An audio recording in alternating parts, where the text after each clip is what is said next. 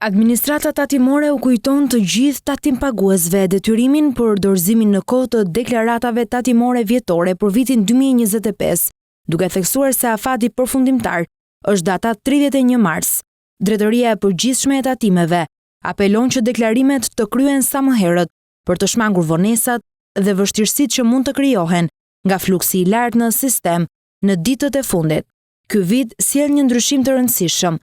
Afati është unifikuar për të gjitha deklaratat vjetore, duke përfshirë deklaratat për të ardhurat nga biznesi për personat fizik, deklaratat e të ardhurave të korporatave për subjektet juridike, si dhe deklaratat e të ardhurave personale për individët. Administrata tatimore ka publikuar edhe të dhënat provizore. Deri më tani janë dorëzuar 79.925 deklarata nga tatimpaguesit për të ardhurat nga biznesi.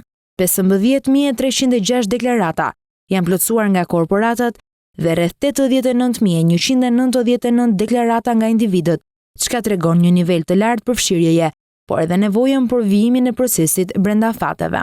Administrata tatimore thekson se dorëzimi në kohë shmang penalitetet për mosdeklarim apo deklarim të vonuar dhe siguron përmbushjen e detyrimeve ligjore sipas legjislacionit në fuqi.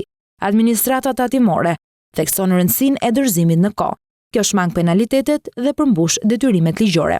Për asistencë, qytetarët mund të telefonojnë pa pagesë në 0800 0002.